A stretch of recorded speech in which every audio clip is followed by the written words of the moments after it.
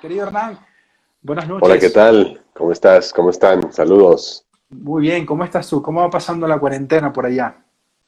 Pues estamos en México con toda una variedad dependiendo las regiones, las ciudades, y como comenzaron en muchas ciudades con mucha anticipación, entonces ahora ya se está regresando cuando estamos en pleno pico, ¿no? A muchas actividades normales.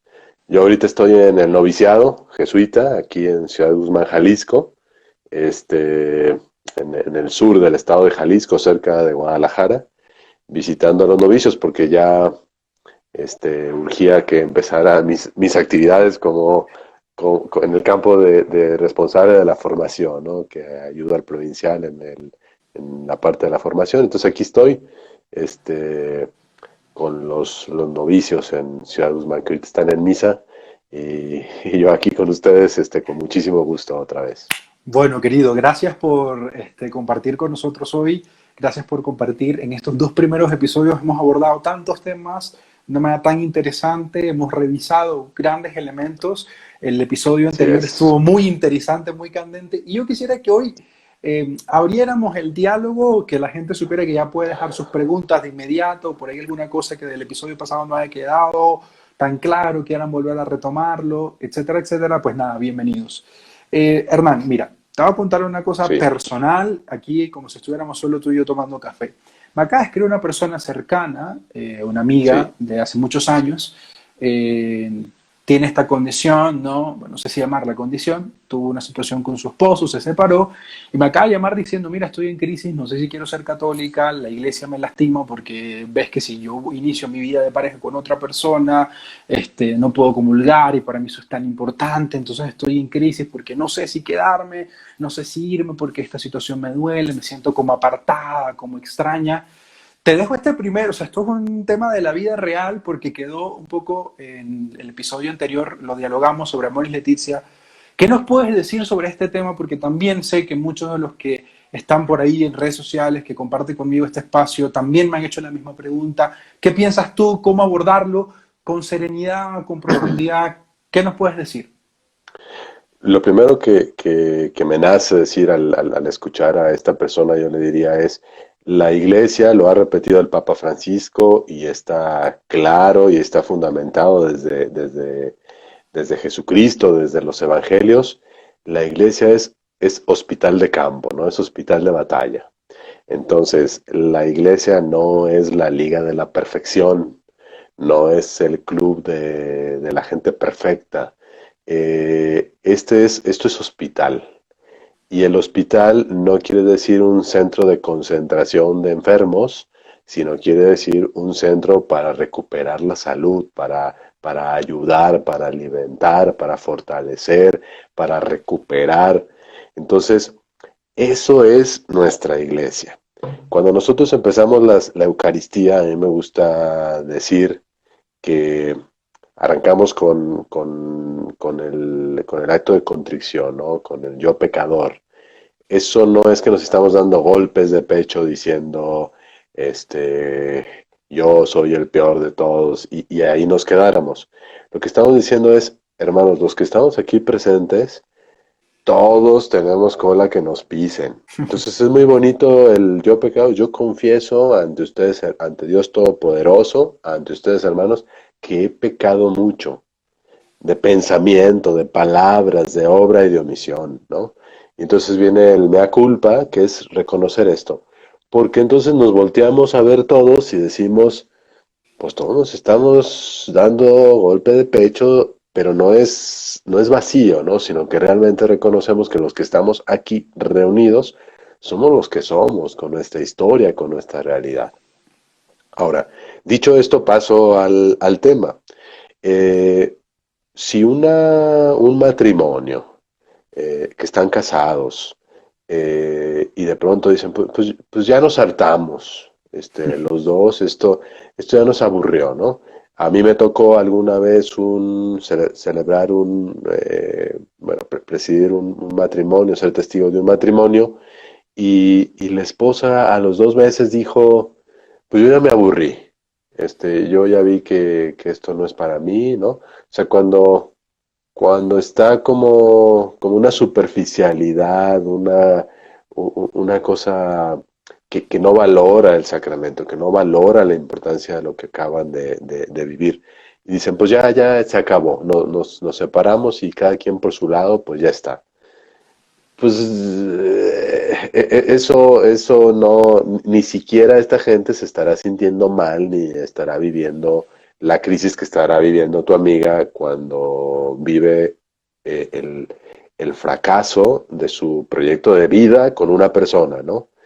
No es el fracaso de ella, porque nosotros como personas debemos de tener nuestro sentido de vida que se realizará en nuestra vocación específica. En este caso, la de ella, pues es el matrimonio, fue el matrimonio, entonces decide casarse con una persona y por distintas circunstancias aquello no resulta. Eh, alguna vez la tinta está más cargada en uno o en la otra o en la otra que en el otro, pero en una pareja ambos participan de la crisis. Pero la crisis es dolorosa. La crisis deja a las personas heridas, lastimadas, a la familia con gran dolor, con gran sufrimiento. Entonces, la iglesia no va a cerrar las puertas para una persona que está viviendo eso. Al contrario, están más abiertas que nunca para que esta persona venga, ¿no? Ahora, se ha insistido mucho sobre el tema de discernir. Hablamos la edición pasada sobre el discernimiento moral. Entonces, eh, un, un sacerdote pues tiene que escuchar la situación específica de la persona que tiene enfrente, ¿no? Porque también detrás de todo esto está en vislumbrar que el comulgar o no el comulgar tiene que ver con si tienes tus papeles sellados o no.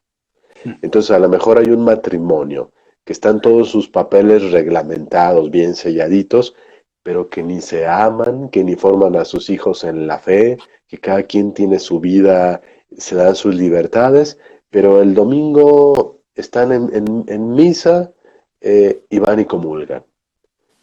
No viven auténticamente el cristianismo, pero tienen los papeles en regla.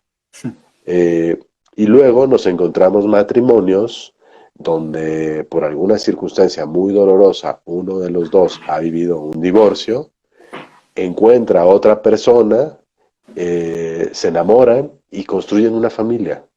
Y construyen una familia que no tiene los sellos en los papeles, o sea, no hay, digamos, la vía eh, legalmente como tendría que ser, porque ya es un divorciado y vuelto a casar, o una divorciada y vuelta a casar, pero que construyen una familia que están educando a sus hijos en la plenitud de la fe, que participan de la vida de iglesia, que construyen comunidad, que viven toda una sacramentalidad. Entonces, esos son los casos que tenemos nosotros que discernir como iglesia y el Papa ha insistido en esto, ¿no? En la necesidad de discernir cada uno de los casos, porque decir, no, pues ahora el Papa nunca ha dicho, no, pues ahora se vale que si ya te cansaste, pues dejes a tu pareja y te busques otra. Por supuesto que no. Eso no puede suceder, ¿no? Eso no es lo que se está diciendo. Pero a mí me ha tocado casos donde dicen, a ver, nosotros tenemos ya 10 años juntos, mi esposa es divorciada y vuelta a casar, hemos formado una familia bellísima, tenemos nuestros hijos y ahora resulta que el hijo va a hacer la primera comunión. Entonces, estoy en un problema porque el día que hace la primera comunión, nosotros los papás no vamos a comulgar. Entonces podemos echar todo el tema de la comunión espiritual y por supuesto pero el hijo va a ver a sus papás ahí al lado de él y ellos no van a comulgar porque no estarían en perfecta comunión o en total comunión con la iglesia por una cuestión de irregularidad en el matrimonio, ¿no? Entonces, ante una circunstancia así, ¿qué hacemos? Hay que discernir caso por caso. hay que ver caso por caso. Muchos de los matrimonios resulta que fueron inválidos. Entonces hay que ver la posibilidad de revisar la validez del matrimonio de quien se ha separado. Esto no quiere decir abrir las puertas para divorcios eclesiales. El divorcio no existe, el sacramento no se puede anular. Lo que sí se puede declarar es inválido porque no hubo sacramento. Entonces, ¿esto en qué casos puede acontecer? Esto ya es un campo más del derecho canónico que de la moral o del discernimiento moral que se tendrá que hacer en una situación de estas donde uno de los cónyuges se vuelve a construir una familia con otra persona, ¿no? Eh, pero les decía, el matrimonio que resultaría inválido es cuando hubo una mentira, cuando fue un engaño, ¿no? A mí, en mi familia directamente, me tocó una situación donde el esposo había engañado a la esposa diciéndole que era católico. Y entonces cuando ya se casan y él dice, no, yo me casé porque esto era solo un convencionalismo social, una cosa que a ti y a tu familia le importaba, pero yo no soy creyente, yo no creo en Dios, lo hice solo porque pues teníamos que hacer el show, ¿no? Entonces, pues, eso no hubo un matrimonio y es un matrimonio claramente inexistente, ¿no? O sea, que además no lo sabía la esposa, no se prestó al show, ¿no? Ahora, esa persona que dice eso no se puede volver a casar, el esposo. Se ve la anulación del matrimonio y la mujer, pues, le declaran su matrimonio nulo y se puede casar, ahora sí, por la iglesia, ¿no? En un sacramento que sí sea válido y no la simulación que hubo de sacramento en el otro caso, ¿no? Ahora, muchas de estas cosas existen en los matrimonios. El otro problema era que si tú no tenías palanca, si no tenías mucho dinero, tu proceso de nulidad no avanzaba, son muy lentos y tenían que ir a unas instancias larguísimas y duraban años, entonces 20 años para conseguir una anulación matrimonial y entonces pues la gente sufre muchísimo y los verdaderos católicos, la verdadera gente de iglesia sufre muchísimo y a los que no les importa, no les importa, ¿no? Entonces, entonces, hay una tensión, el Papa habla de esta realidad pastoral y es uno de los temas, no es todo el tema, Amor y Leticia no tiene que ver con este tema, sino el Papa lo aborda y dice, bueno, hay que discernir caso por caso, ¿no? Y el sacerdote y el obispo del lugar tienen que ver cada una de las circunstancias para poder resolverla, ¿no? Porque la generalidad, la regla que cae general sobre todos corre el riesgo de ser injusta, ¿no? Entonces, hay que ver muchos factores y hay que hacer un discernimiento serio, acompañado, un proceso con mucha seriedad, o sea, tampoco es esta simplificación, no, te divorciaste y te volviste, o sea, no pasa nada, ándale ya, acércate a comulgar, ¿no?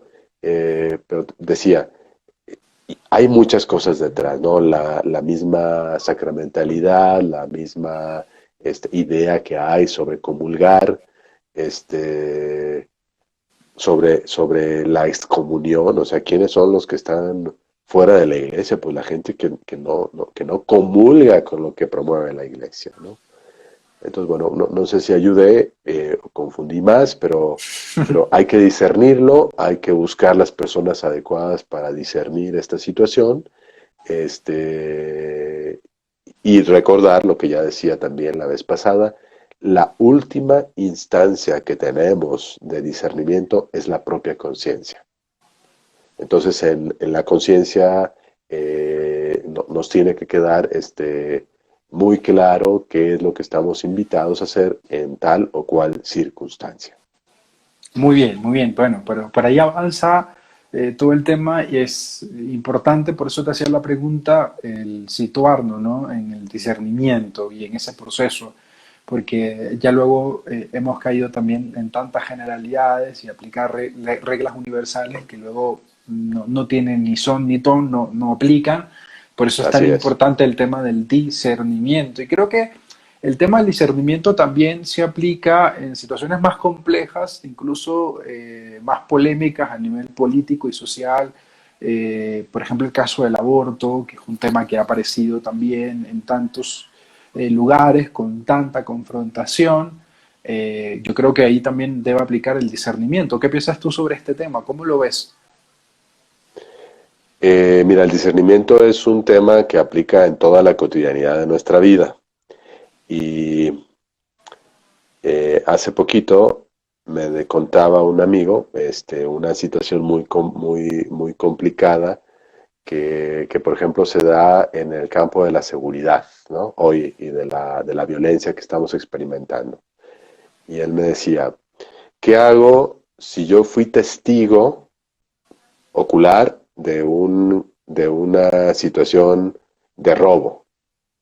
Entonces sé que el robo afectó a mi vecino. O sea, mi vecino fue víctima del robo y yo soy un testigo ocular de esa circunstancia. Y entonces, yo puedo declarar para que se le establezca a mi vecino la justicia. Y entonces pueda ir a la cárcel el agresor.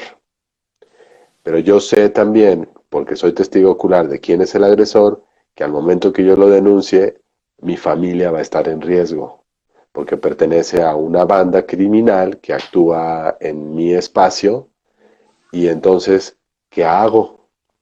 Justamente esta es una materia de discernimiento moral. No tenemos una respuesta fácil. Yo la estoy preguntando a los que están participando también de esta conversación.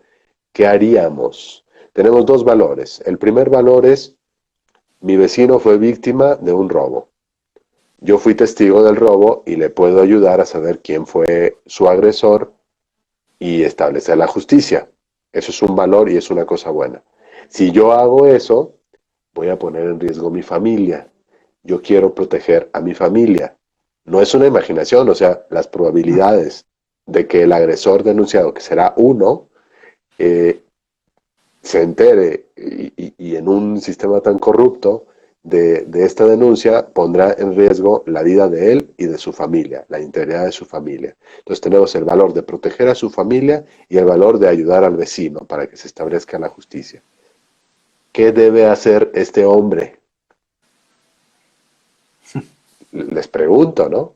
¿Qué debe de hacer este hombre cuando se encuentra en una situación donde hay dos invitaciones, las dos tienen que ver con hacer el bien, pero las dos van a tener una repercusión? ¿A qué está obligado? Es un discernimiento moral y no podemos hacer una generalidad. Todo aquel al que se le presente esta circunstancia debe de ser juzgado de esta manera y tiene que hacer esto, ¿no? ¿Cuáles son las categorías de valores que él debe de tomar en cuenta?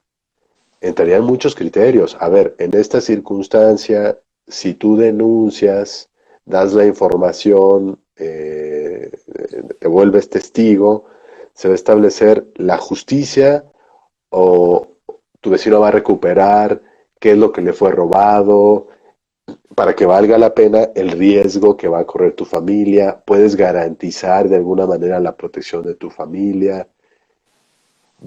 Pero el corazón de esta persona se encuentra tensionado en una crisis terrible porque la decisión que tome le rompe algo interior, ¿no?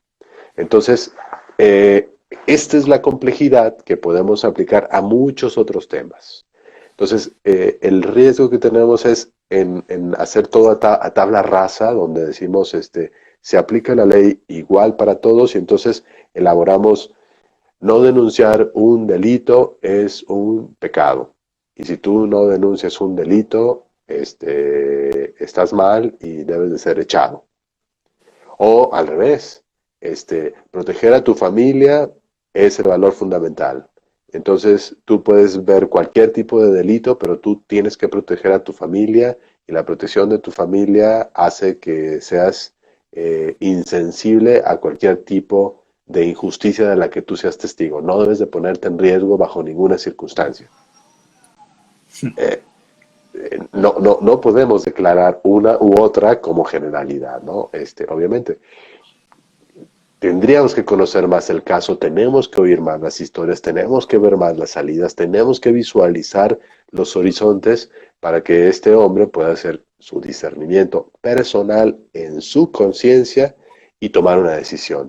Y muchas veces quizás podríamos tomar la decisión errónea, pero hubo una conciencia errónea, o sea, no fue consciente de hacer mi mal y después pude haber dicho, híjole, me equivoqué, debí de haber elegido lo otro, pero ya lo elegí. Cuando somos responsables de nuestra conciencia y hacemos el discernimiento, no nos volvemos malos. Es más malo aplicar en tabla rasa el juicio y, por ejemplo, decir nosotros, ah, no, pues si este no denuncia es un malo. Si este no protege a su familia es un malo. No, no, no, pues no.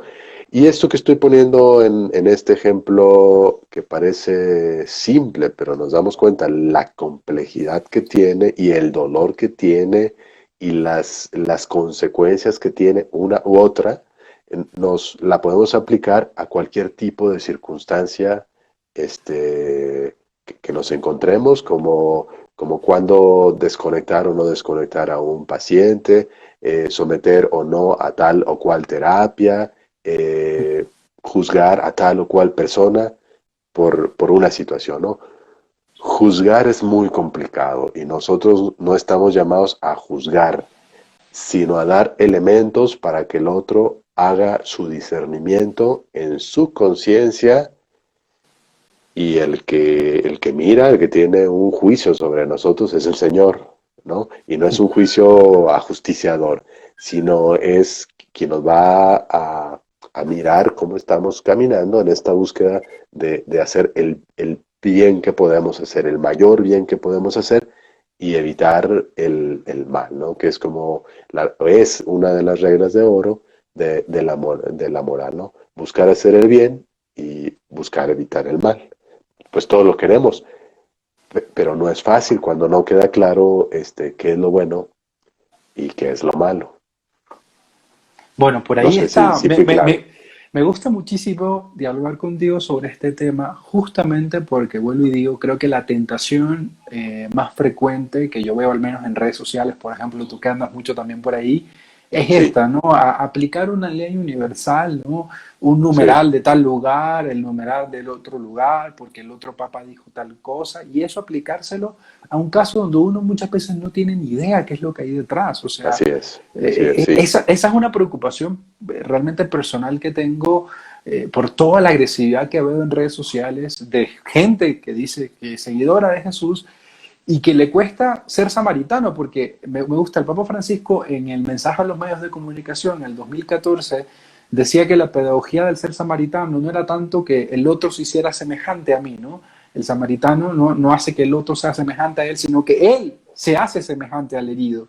Entonces, hay veces que necesitamos eso, hacernos semejantes con el dolor del otro, ¿no? A veces tenemos como un púlpito moral desde el cual decimos, no, mira, es que yo sí cumplo, yo sí hago, y olvidamos que lo que está del otro lado, por más que a nosotros nos cueste creerlo, son seres humanos que sufren, que tienen situaciones particulares, que tienen situaciones de dolor, que tienen sus alegrías, que son seres humanos. Y por tanto, para yo poder acompañar, ¿no? Debo involucrarme, debo escuchar, y para eso necesitamos muchísima paciencia.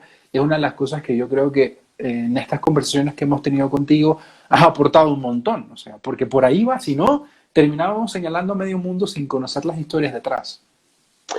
y aún te la pongo más difícil porque a nosotros nos puede parecer el otro o la otra fariseo,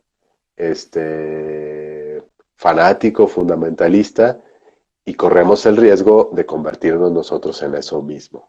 Entonces, en las redes sociales, sí, hay veces que me brinca el hígado y yo ya quiero responder diciendo, eres un fundamentalista, eres un fanático, eres un...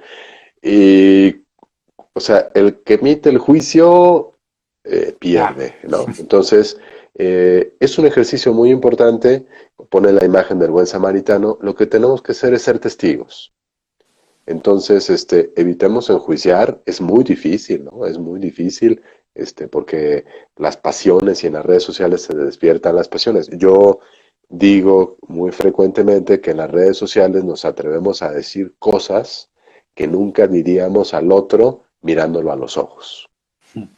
Entonces, lanzamos unos juicios, decimos unas aseveraciones, muy fuertes, muy duras contra los demás, y tenemos que ubicar eso. Nunca nos atreveríamos a decirle eso a la otra persona mirándola a los ojos. Entonces hay que ser cuidadosos.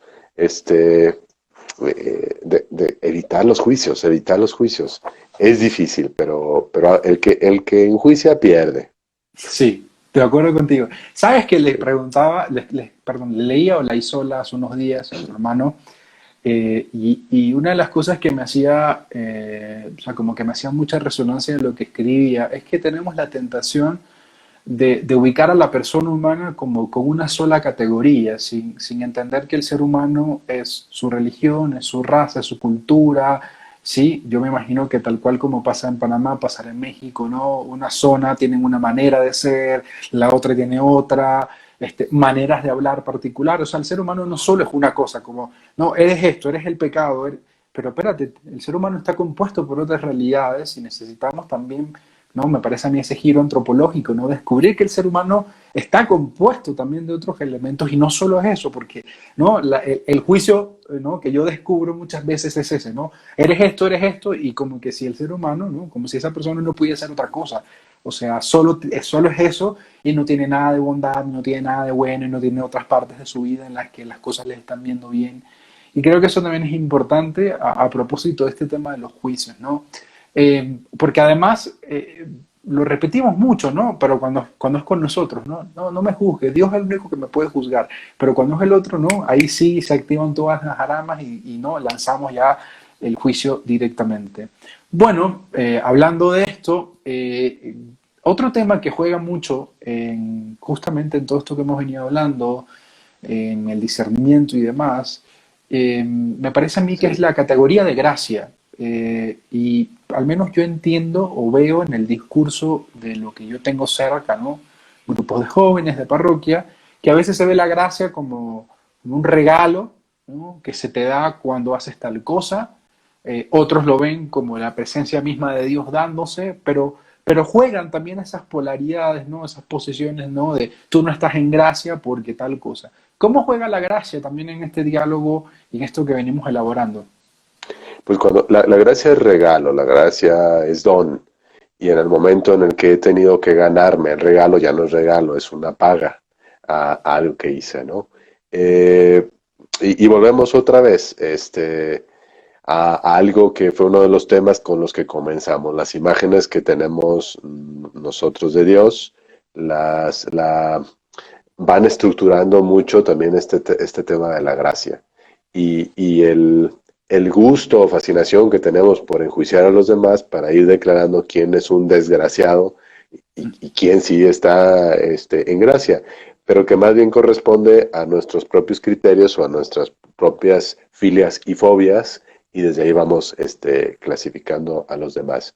Es muy, es muy complicado, es muy difícil el poder nosotros declarar quién queda fuera de la gracia de Dios. Pero la gracia la sabemos que es algo que es regalo, que nos la da Dios y que no la tenemos que ganar y que es accesible para todos nosotros. Tenemos la gracia de Dios y no es algo que tenemos como que pedir, sino es algo que ya está dado a cada una y a cada uno de nosotros. Entonces, no somos desgraciados, tenemos gracia. Cada quien, con su libertad, puede tomar eso, los dones de Dios, y tirarlos o dejarlos de lado.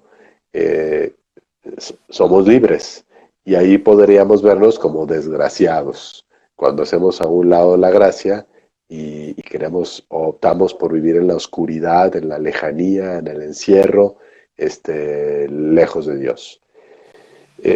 Me parece, ¿no? Que volvemos otra vez a la misma situación que tenemos en nuestra estructura, que tendemos al juicio, que tendemos a señalar, tendemos a excluir, y la propuesta cristiana es totalmente lo contrario a eso, ¿no? El cristianismo tiene que ver con incluir, no vamos a encontrar a un Jesús excluyente, Donde nos podría aparecer es en este encuentro con la Sirofenicia, ¿no? Con esta mujer que le pide a Jesús que sane a su hija y Jesús dice, yo no he venido para ustedes, ¿no? Entonces la mujer dice, sí, pero también los perritos se alimentan de las migajas que caen de la mesa de su amo. Quizás es un punto donde podríamos ver un rasgo en Jesús complicado, pero, pero, pero que lo cambia, ¿no? Y dice, Claro. no, no, qué grande es tu fe, ¿no? Y reconoce en la mujer una enseñanza. Y eso es muy importante, ¿no? Sí, de hecho, decíamos en la primera temporada con Rafael Luciani que Jesús también vivió su propio proceso de conversión, su propio proceso de discernimiento, si lo queremos ver así también, y fue descubriendo a Dios en estas personas que muchas veces ni siquiera pertenecían a su religión, eran excluidos, eran paganos, el ejemplo del soldado romano, por ejemplo, y tantos otros encuentros que tuvo Jesús, ¿no? Para decir, oye, mira, este, ¿no? Descubrir que ese Dios que le llamaba, ese proyecto de Dios, ese reino, también se encontraba, ¿no? En semilla en otros, y asombrarse y decir, wow, ¿no? Esta tiene fe, este tiene fe. Y, por Así ejemplo, a es. propósito de esto también, recuerdo mucho también cuando los discípulos le preguntan a Jesús si este, digamos, mal que sufre esta persona es culpa de él, porque pecó él o porque pecó sus padres, ¿no? Ese hermoso encuentro donde, ¿no? Se ve, ¿no? Por completa la mentalidad, ¿no? De sus compatriotas de creer que si tú eras ciego, que si tú eras manco, cojo, lo que sea, era porque habías pecado tú, había pecado alguien de tu familia y no, Dios te castigaba, ¿no? Y cómo Jesús cambia también la perspectiva y dice, no, ni su padre, ni él, y déjense de eso que no va por ahí, ¿no? Y cómo también lo sana, es decir, un Jesús que también va, ¿no? Intentando mostrar mejor el rostro de Dios, de este Dios cercano, de este Dios amor y de este Dios que es apertura completa. Claro, pero que cada uno de nosotros lo tenemos que descubrir en nuestra propia vida, ¿no? Porque el peligro que tenemos es en repetir, ¿no? Dios es amor, Dios es Padre, pero si no tenemos la experiencia ahora sí valga la redundancia, de haberlo experimentado en nuestra propia vida, eso se queda a nivel de discurso, pero no a nivel de certeza, ¿no? Que aterriza nuestra fe. Entonces, sí tenemos una tarea en encontrar todas estas cosas, ¿no? Estos son temas que tenemos que ir recuperando de nuestra propia vida. Juan Carlos hace una pregunta que me gusta, ¿no? ¿Puedo ser libre y hacer el mal? Es una pregunta de difícil respuesta. Muy buena, muy buena. eh, Porque ciertamente el mal muchas veces se instaura en el mundo desde nuestra libertad, pero desde una libertad donde hemos elegido mal. Ujú. Yo creo que para que yo esté haciendo realmente un pecado, que es distinto, yo puedo hacer el mal creyendo que soy libre, y hago el mal muchas veces creyendo que estoy haciendo el bien. Ese es el problema de no discernir con sutileza, o incluso haciendo un discernimiento yo me puedo equivocar, ¿no? Entonces, así vamos instaurando la dinámica de mal, de destrucción que vemos en el mundo. Entonces, muchas veces alguien me decía, ¿no?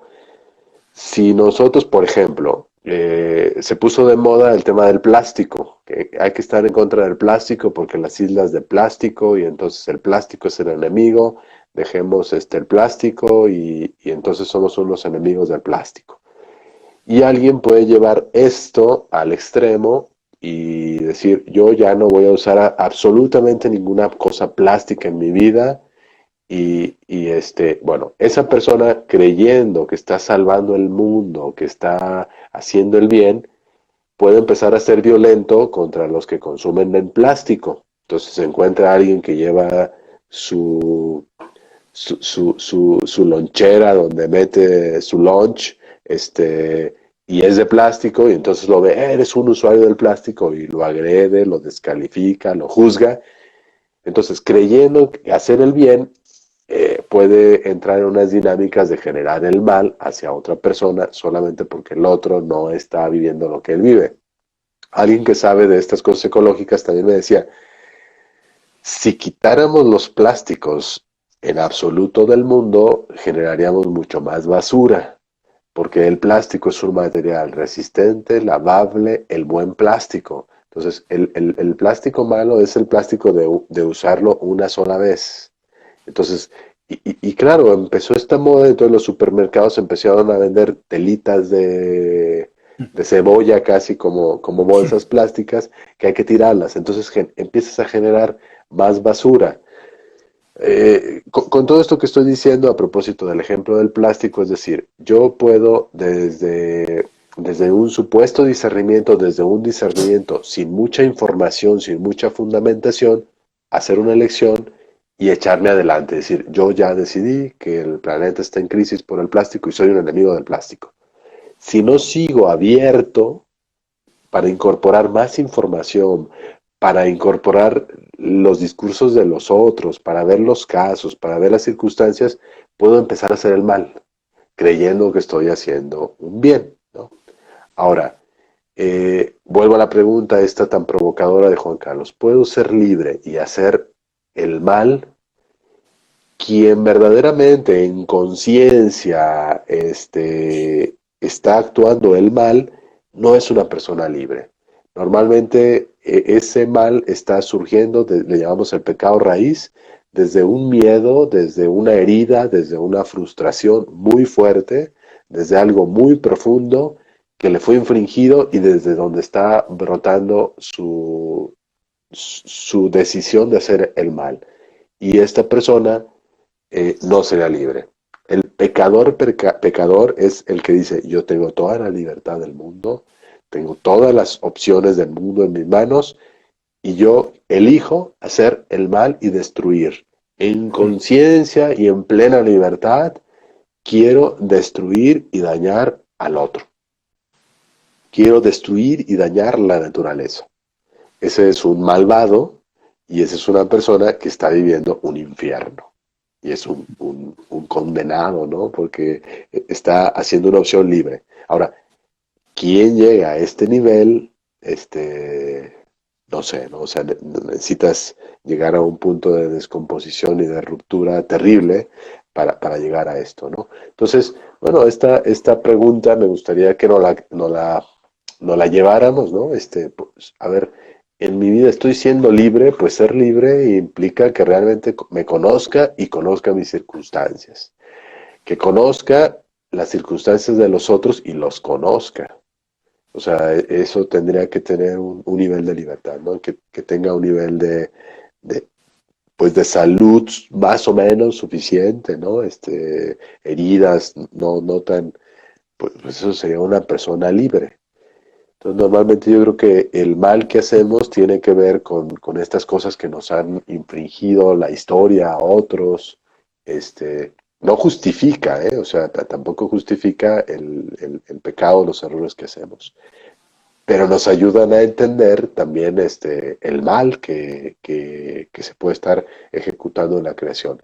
Y por eso nos oponemos a cosas como la pena de muerte, ¿no? Porque es quitar a Dios y colocarnos a nosotros los humanos y decir, no, yo decido que esta persona ya no tiene derecho a vivir, porque está deshumanizado, porque ha perdido toda su dignidad.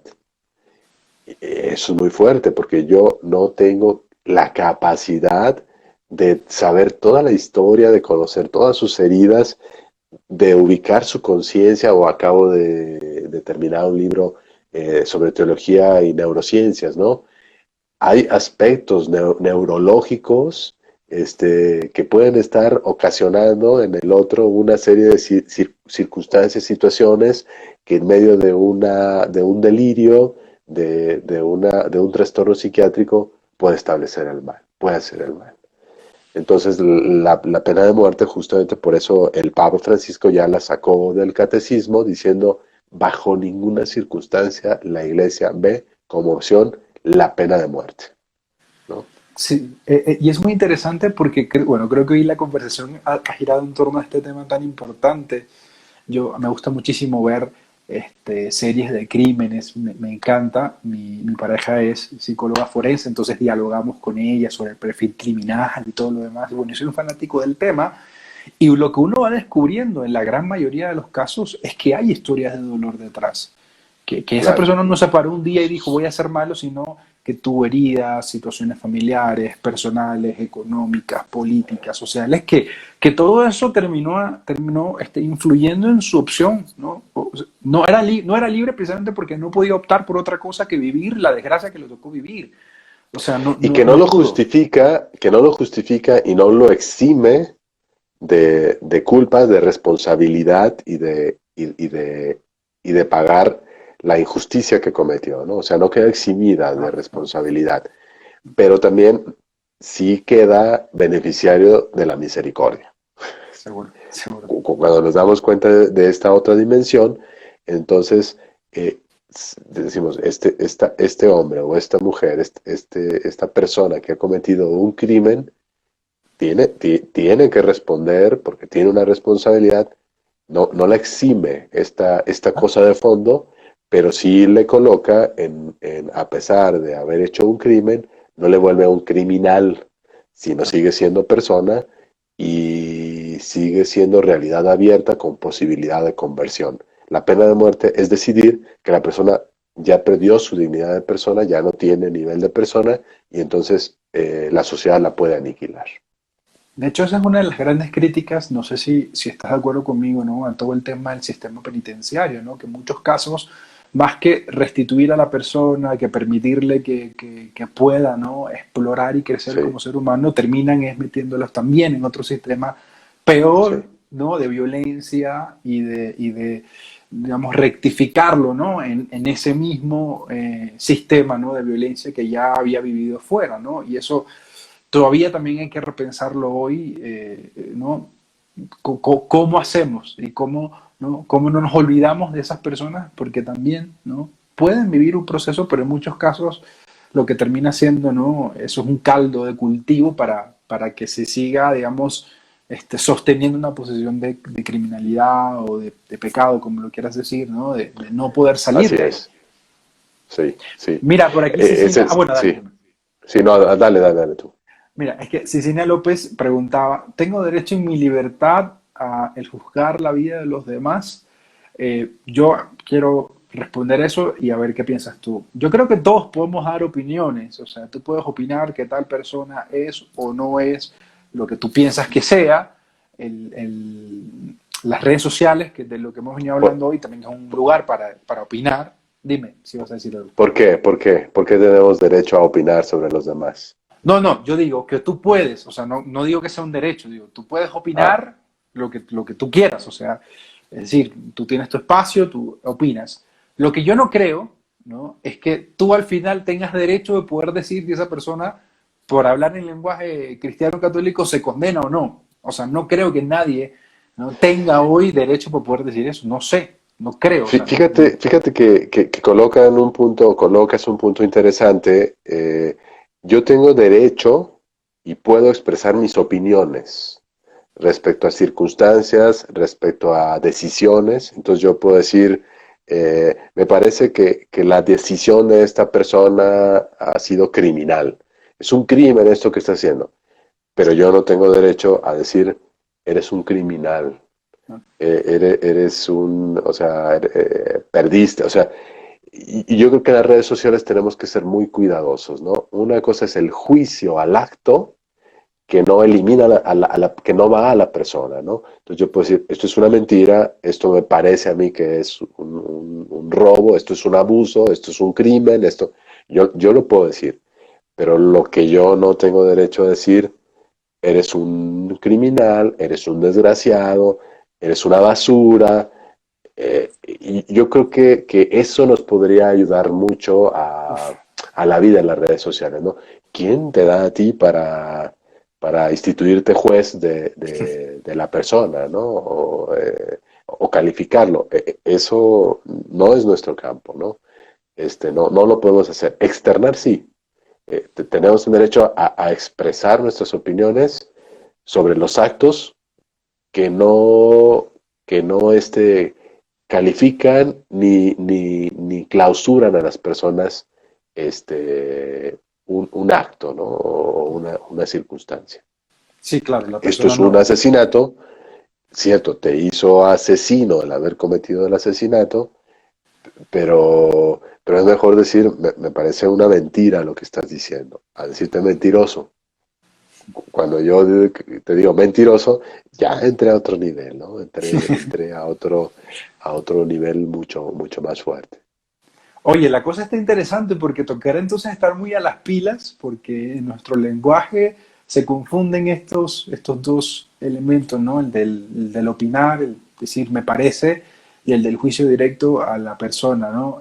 Me parece que es un buen detalle a tomar en cuenta, hablando ahora de las redes sociales, porque es lo que más tenemos a la mano por estar encerrados, pero seguramente pasa en Sí, los contextos de trabajo, de familia, ¿no? De todo lo demás.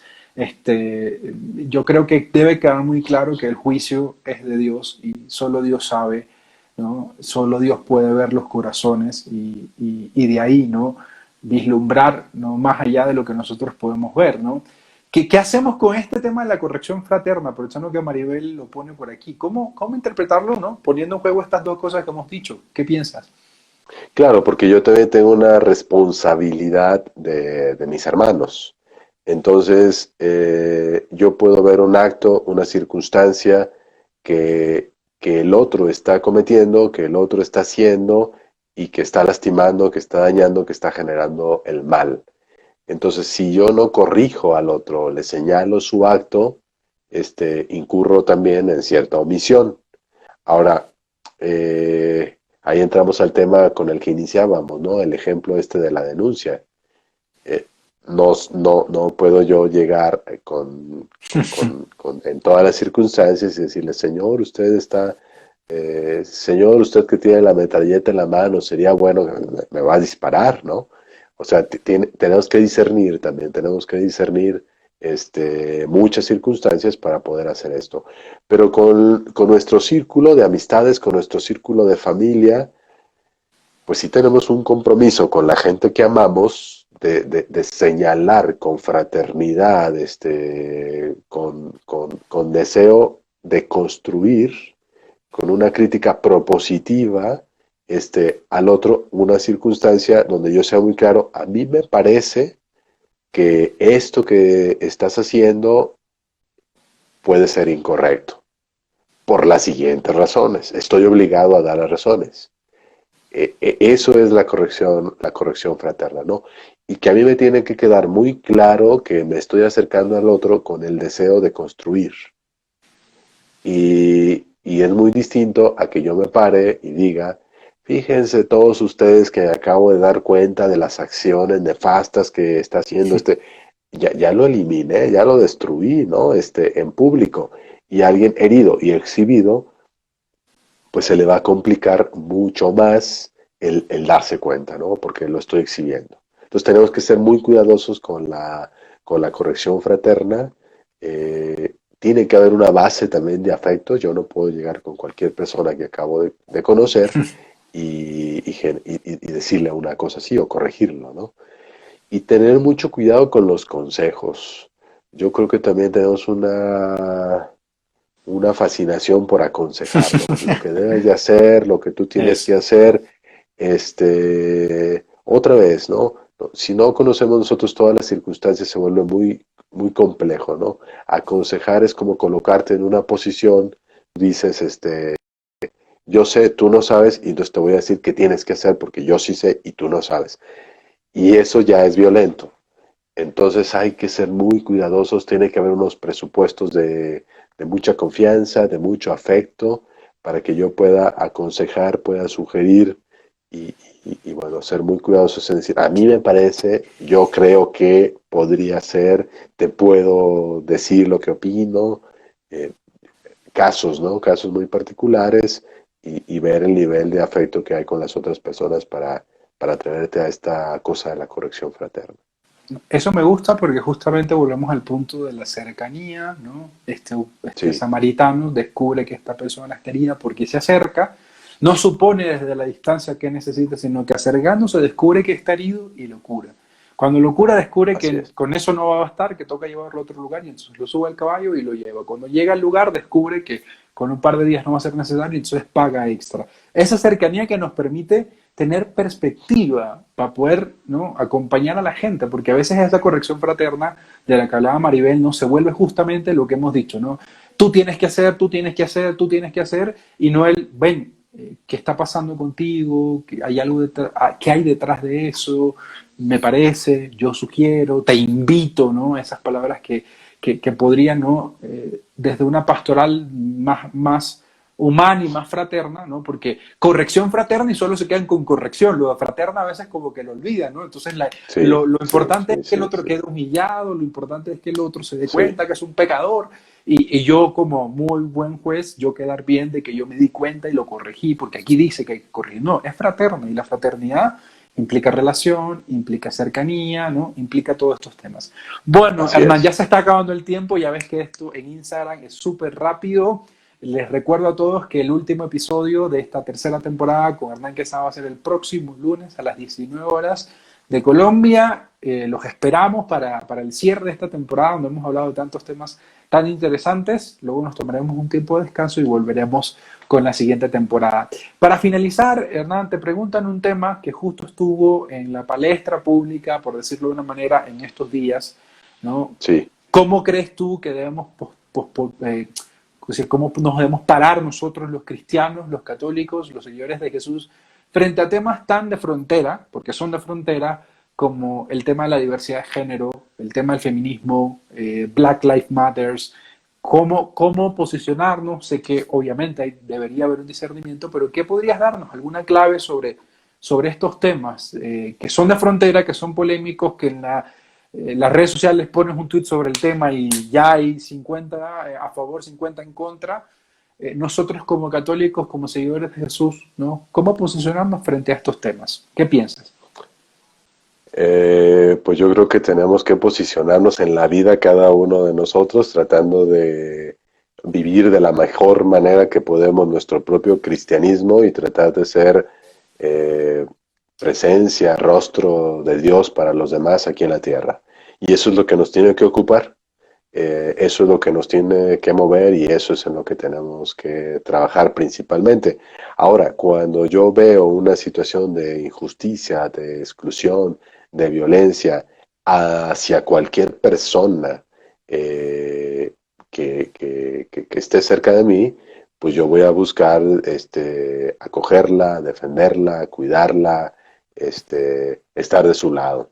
Entonces, eso es una obligación también cristiana. Entonces, cualquier persona que por una circunstancia está siendo discriminada, perseguida, lastimada, debe de encontrar en la iglesia y en todos nosotros, cuando digo iglesia, es en la comunidad que conformamos la iglesia, debe de encontrar acogida, escucha, sin juicios y sin peros. Este fue el eslogan de una campaña que elaboramos con el episcopado mexicano como en el 2005 a propósito del VIH y SIDA, ¿no? Y de las zonas que viven con VIH.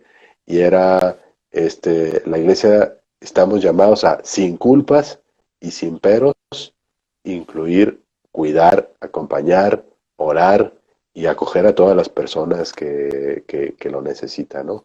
Entonces, no es, vuelvo a decir, con lo que comenzaba esto, un club de gente selecta, sino somos una comunidad de gente invitada por el Señor para ser nosotros presencia de lo que Él desea, ¿no?